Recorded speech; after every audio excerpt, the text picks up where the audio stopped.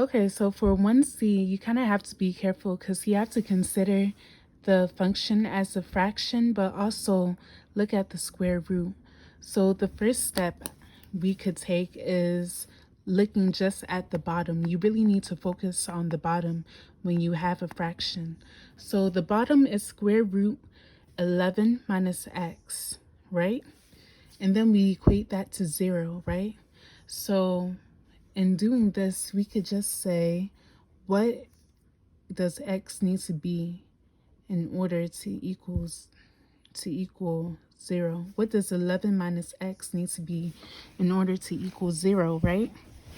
So we could break it down. So first we could do the 11 minus x before we include the square root. So 11 minus x, we want x by itself, and it's just the same steps as we've taken before, right?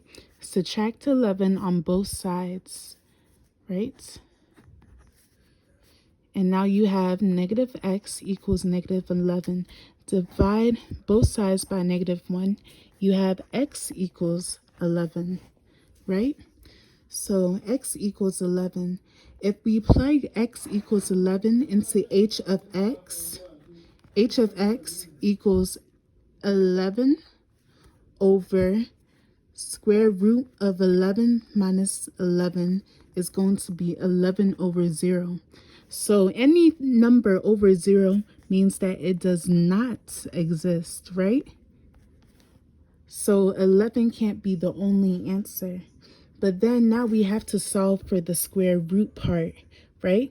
And the square root, we have to remember that we can't have any negative number under the square root, okay?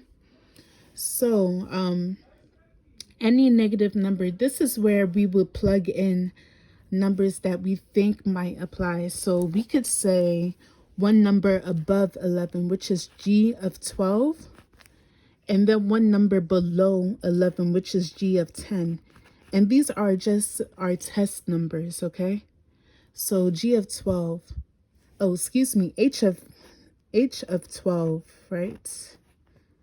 H of 12, okay? And we don't even necessarily need to plug it back into this. We could just plug into this part, okay?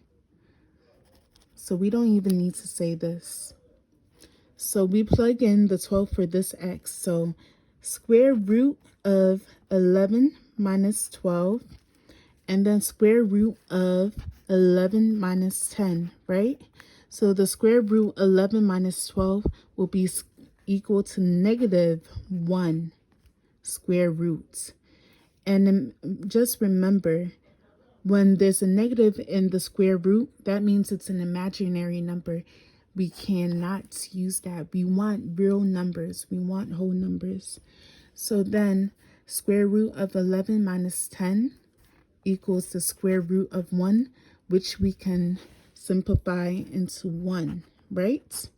So then this says, this statement, it doesn't only refer to numbers, it doesn't only refer to 10, but it refers to numbers under 11. 10 is under 11. 9 is under 11. 8 is not under 11. Any number under 11 will do, okay? So just imagine, let's like put in a big number such as negative 100. And negative 100 is less than 11 because it's a negative. Remember that, okay? So then we plug it into the equation. So square root of 11 minus negative 100, right? So then when you have two negatives like this and they're being multiplied or even added, it adds up to be a plus. So then this will equal square root of 111, right? And that could happen because it's still a real number. It's still a positive number, so that will be okay. So now, looking at everything that we wrote down, we have to decipher how to write the interval. So in this case, we said any number below 11. So that will make negative infinity an answer.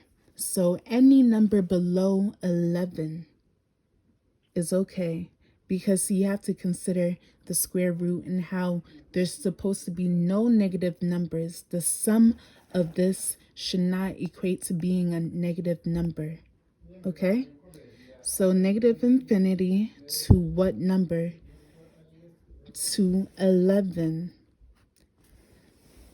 And it's only because you're saying 11 is the stopping point. 11, there's no whole value at that function. H of x will have a whole at 11. That's why in this part you would have a parentheses. You're saying that it stops there. And this part with the negative infinity, either negative infinity or infinity, you'll always have parentheses around it. And this will be your full answer.